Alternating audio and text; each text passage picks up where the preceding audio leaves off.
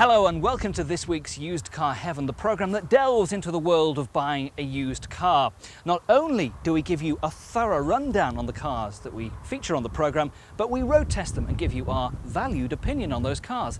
In this week's programme, in part one, it's an interesting one. A Ford against a Mercedes. The Mercedes will win surely, but will it? And in part two, two family diesel saloons go head to head.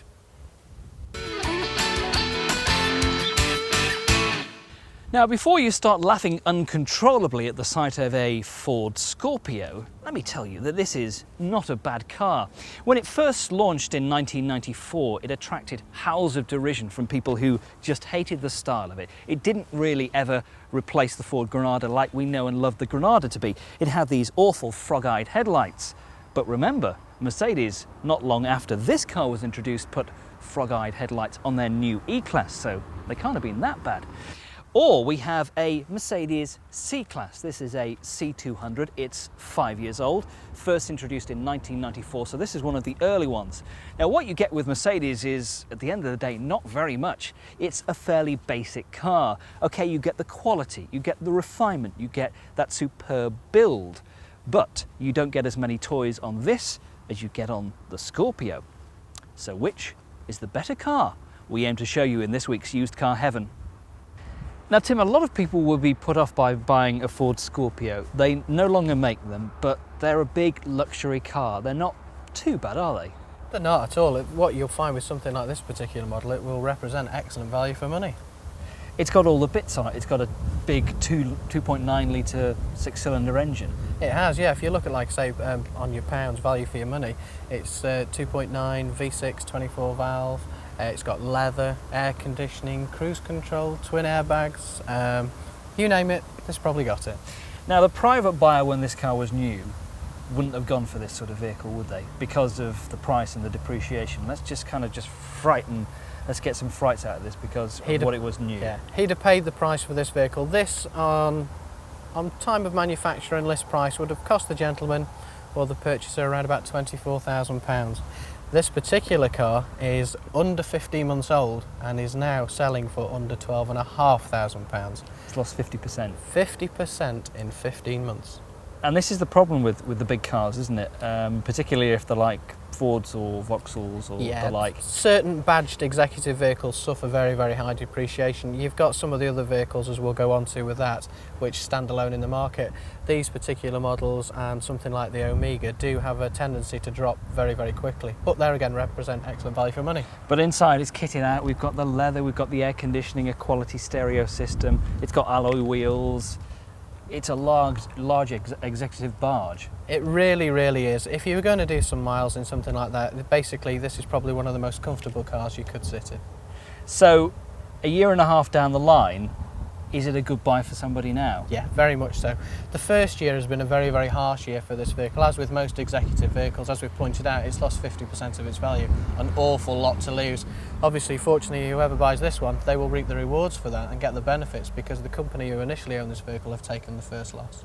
So just imagine having bought this car new, having paid £24,000 of your hard-earned cash to buy a Ford Scorpio. And after 15 months, it's worth 50% of what you originally paid for it. So in depreciation terms, you've been losing £1,000 a month. Does that frighten you? It certainly frightens me. It's quite a prospect, really, isn't it? But you've got a Scorpio that's got everything on it. A silky smooth 2.9 V6 24 valve engine producing over 200 brake horsepower. An excellent smooth automatic gearbox. It's only done 23,000 miles. It's hardly run in. It's got all the toys on it. It's got air conditioning, a quality stereo system, CD player, airbags all round, leather seats, you name it. It's here. But you've lost so much money. So I'm going to stick my neck on the line a little bit here and say, I actually quite like the Ford Scorpio. I don't think it deserved the press that it originally got when it came out back in 1994, 1995. And it kind of never really recovered from the bad publicity that it had because of its rather ugly front end. The back end looks all right. The interior, the cabin, is superbly put together. There are bags of room in here. Pick the estate versions, and they're just great cars. You can carry so much in the Scorpio estate. Also, you get a superb choice of engines in the range. There's a 2 litre. The 2.3 is probably the pick of the engines in terms of a car that's not going to be too thirsty on the old fuel consumption figures. There's this 2.9. You can find 12 valve and 24 valve 2.9 engines, and the top of the range Ultimas as well. Plus, there's a 2.5 turbo diesels. We have a C200 Elegance. It cost 5 years ago the same as the Ford did a year and a half ago. Virtually to the penny, yeah, 24,000 and a bit, yes, that's right. You don't get as many toys with the Mercedes. They're more basic, but you get the build quality. That's right. As with most German cars, unfortunately, this is the Elegance at the time, was actually quite high up the ladder for specification-wise. They are a very, very bland car. The Germans are renowned for that, but build quality is second to none. It's an automatic, so that's one good plus point, because the manuals are not particularly favoured. No. In the Mercedes range, especially in the C-Class, is that you will find predominantly there is a lot more automatics than manuals. On the residual factor, a good piece of advice is always look for an auto, as they do keep better money. So this car has lost 50% again, the same as the Ford, but it's lost it over 5 years, which is the key thing. Yeah, if you look on the depreciation ladder, the cost of ownership on these two vehicles, the Mercedes is by far the one to own. So in terms of sort of running costs, how would they compare? Petrol-wise, really, obviously, what you'll find with the six-cylinder versus the four-cylinder is that this one will be a little bit heftier on the old petrol. Running costs and servicing, if you were to take these two dealers back, the two vehicles back to the respective dealers, you'll find the Mercedes cost of ownership on servicing will be slightly higher than the Ford.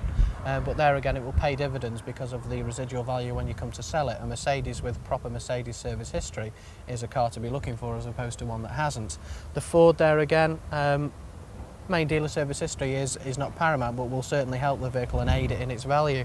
So maybe the Mercedes is probably a few £100s a year more expensive to run in actual cost of ownership, but there again, you pay your money, you take your chance. Is it really crucial, as we're told so often with the likes of, you know, the quality German brands like Mercedes and BMW, to have a fully stamped up full main dealer service history? When it comes to the valuation point, yes. We think so. What you've got is we have like a team of valuers who value our cars, and obviously if they were to look at a service book from one that's got main dealer service history to one that's maybe, say, a reputable dealer who serviced it but not main franchise, that will have an effect on the value. And what sort of money-wise are we talking about? Is it like it's enough £1,000 off the price? Believe it or not, on some cases, but usually in the higher up range cars, or like the higher specified cars and the later ones, it can make such a difference of £1,000.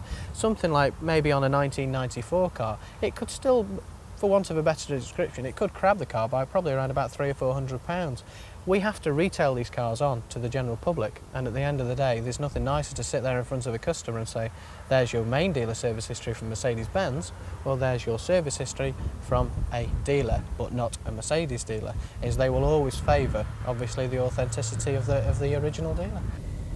Now, we all know that Mercedes build quality cars. They have a great reputation for build quality, for refinement, for superb comfort. But why do they make cars just so bland inside? This has always been one of the criticisms for me about the C-Class range in particular.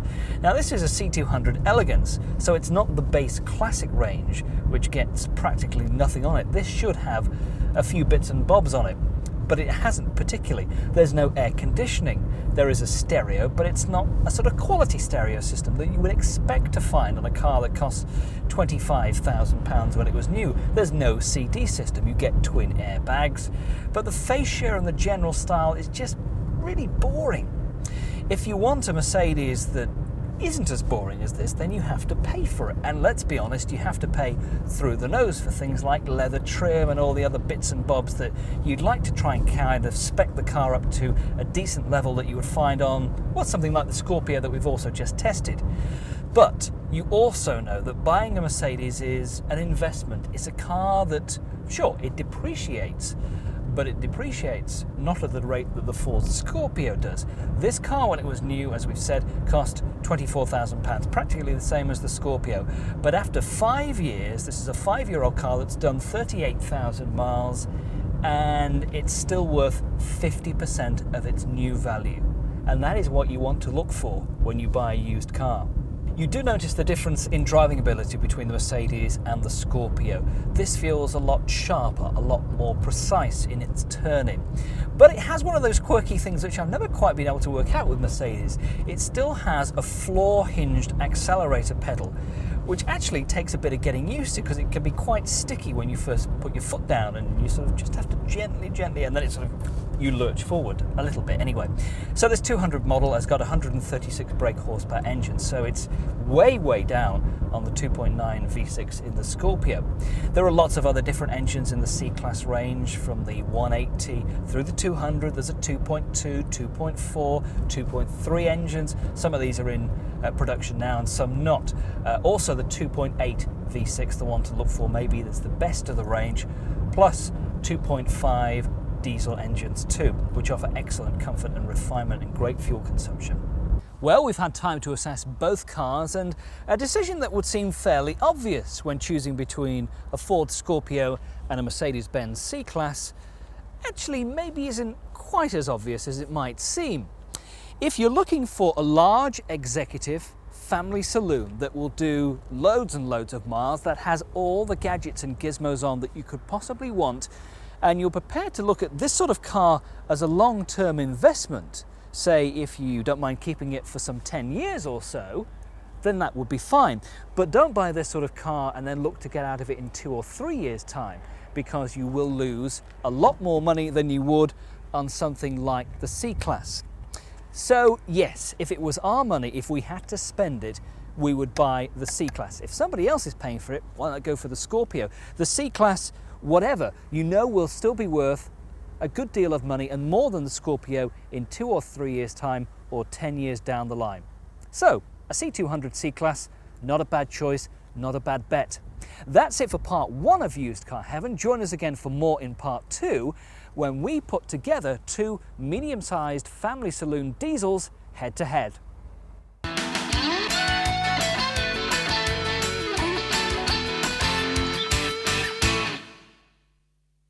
Hello and welcome back to part 2 of Used Car Heaven.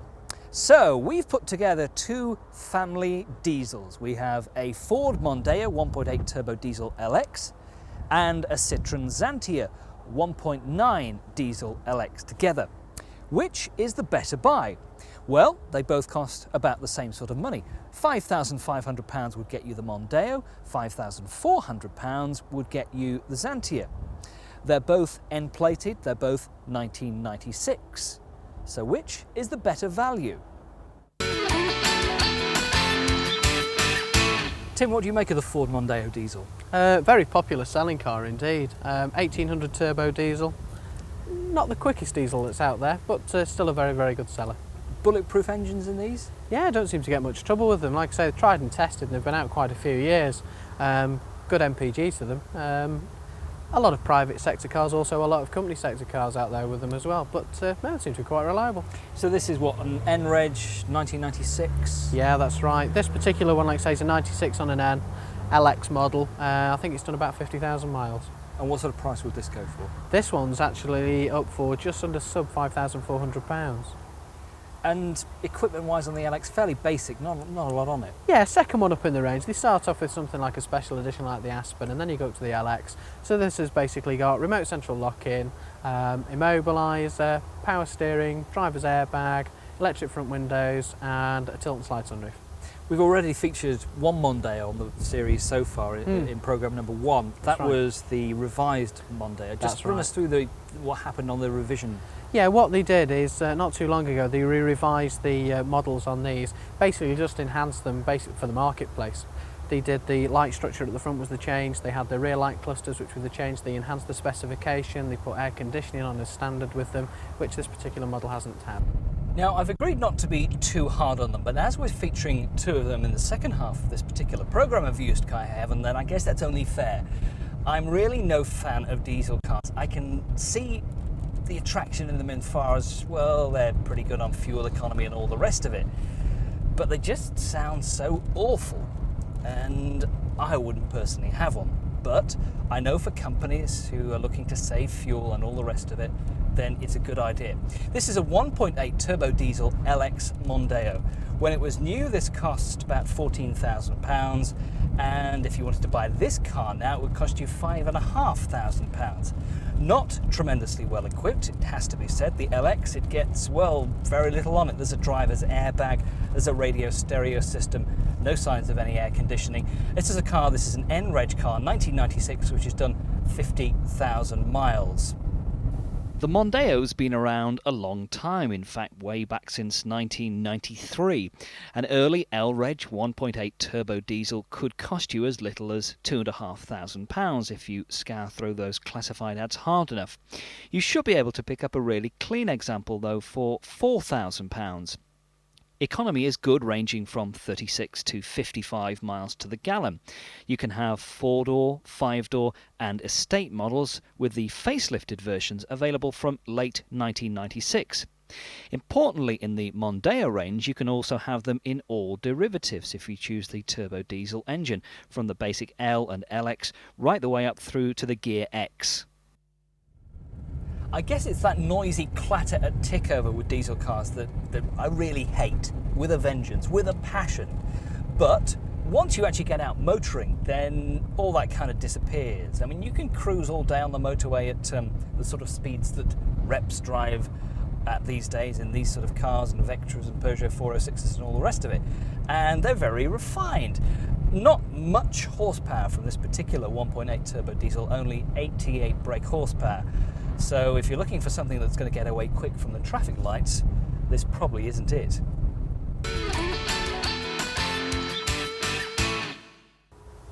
Now, new, both of these cars cost about the same sort of money, didn't they? Around about the £14,000 mark. To the penny, virtually, yeah. And again, now they're going for similar sort of money, but the Xantia's done a lot less. I mean, half the miles of the Mondeo. That's right. There's a £100 price difference between the two. The Citroen's actually £100 cheaper, and quite rightly so. It's actually done half the miles of the Mondeo. The Citroen's suffered a slightly harsher depreciation rather than the Mondeo. I think that's down to probably popularity of this car, and yet, to be honest with you, the Citroen is a very, very good car indeed. What would you put that down to? I don't know really. The Citroen's ride is beautiful compared to the Mondeo. I know that's not giving this a hard time, but they really, really are very, very good to drive. The suspension technology on the Citroens, as known, is far, far in advance than it is on the other models. Specification-wise, they're identical. Same again, remote central locking, electric front windows, tilt and slide sunroof, driver's airbag and power steering. It's just that the actual Citroen has not got the marketplace that the actual Ford has got. So they're both worth, 3 years down the line, they've lost about 65% in that's depreciation, right. something like that. Is that sort of common for these style of cars? It is for this sector of car, yeah. It's a very, very fierce competition within this sector, as like previous programmes we've done. There's the Vectra in there, there's the Xantia, there's the Mondeo, and there's other vehicles out there. So it's quite a fierce sector. So a lot of it is driven by price. Any problems that you've encountered with either of these cars? No, not at all. Citroen, there's no sort of common fault with the Citroen whatsoever. There was early little problems with these, but not much, nothing to write home about. I guess the Mondeo has the better choice of models in the range. You can have a 4-door, a 5-door, an estate. That's right. Yeah, in the derivatives with these, like you say, there's saloon, there's hatchback, there's estates, and there's Xantia, they do an estate version now, but at the time there's just a 5-door hatchback. These have got a good range from LX, GLX, Gear Turbo Diesel, Gear X. You go to the Citroen, there's basically LX, I think there's the SX and the VSX. In this sort of sector, we're talking about price range of £5,500. What else could you consider as being, a good car? There's quite a few cars out in this category, really, in the 5-door medium sector hatchback. You've got the Peugeot 405, which was the saloon version, or the estate actually in that model. You could have the Passat diesel. That's the old style. That's right, that's the old style, that's been superseded. There's the Renault Laguna, and there's also the Rover 620. So there's quite a few choices actually. Out of those, what would be your preference? I mean, what would you sort of go for? Dependent on the usage of the vehicles, if you're going to do like high mileage, you want to look for the comfort out of the vehicle, and you also want to look at performance. The Rover's quite strong because that's the 2-litre engine in that one, so that's probably the more sharper of the bunch. Looking at specification wise, there again it depends on the derivative. I would probably look at something like a decent spec Passat if you could get one. German build quality, really, really good engine, and go for a long time. You have to hand it to the French car manufacturers because they really do produce some very good diesel cars and some excellent diesel engines. Citroen, of course, are well known for it. This Citroen Xantia is a car I've never found particularly attractive, I have to say, but I can see the attraction of it. Inside, it's very nicely trimmed, well put together. Things are easy at hand. You get steering wheel controls for the radio, which you don't get on the Mondeo. It also still has that rather annoying keypad where you have to enter the code in before it allows you to start the engine. I know it's a good idea in theory, but in principle, if you're jumping in and out of the car a lot and stopping and starting, it would probably drive you completely bananas. This is a 1.9 diesel LX Xantia. It produces the engine, get this, a whopping 71 brake horsepower. Yes, 71 brake horsepower. But it's got a reasonable amount of torque and it will get you going quite nicely. The Xantia has been on the market even longer than the Mondeo was first introduced in 1993. You'll struggle to find a diesel Xantia at less than £3,000 for an early example. Xantia Estates were brought out in 1995 on an N plate. The cheapest we've seen for those is about £5,000. Fuel economy is similar to the Mondeo at between 37 to 57 miles to the gallon. Driving the Xantia compared to the Mondeo, it's quite a different car. It's actually a bit more fun to drive, I think, than the Mondeo. It's more precise on the road. It's very comfortable. Of course, Citroen are well known for having their air suspension system, which you get on the Xantia, and you can adjust it by using this little lever here in the center console section. It has rather bizarre brakes, the Xantia. I have to say, it's almost like an on-off switch, the brake pedal. You get the feeling that there's just no give at all. Normally when you press down on a brake pedal and you start to go and the brakes apply and they apply and then a bit more and you get more application of the brakes. With the Xantia you press down and it almost goes ba-dum, you stop dead. The clutch is also fairly sharp and the driving position actually with the pedals is not particularly comfortable. So, decision time. Well, it's not often you can say that the French have ridden to the rescue and helped us out. But on this occasion I think they have, because I really quite like the Citroen Xantia diesel. I've been pleasantly surprised by it. Okay, I've taken my blinkers off. I've opened up the world and seen what a good car this actually is when it compares against something like the Ford Mondeo diesel. Both of them are fairly noisy, fairly harsh, not particularly powerful. But the Citroen is very, very comfortable. That's only done 25,000 miles. The Mondeo has done 50,000 miles, yet they cost about the same. So, if it was my choice, if I was buying between the two of these, the Citroen Xantia 1.9 diesel LX would be my choice. Well, that's it for this week's Used Car Heaven. Join us again at the same time next week.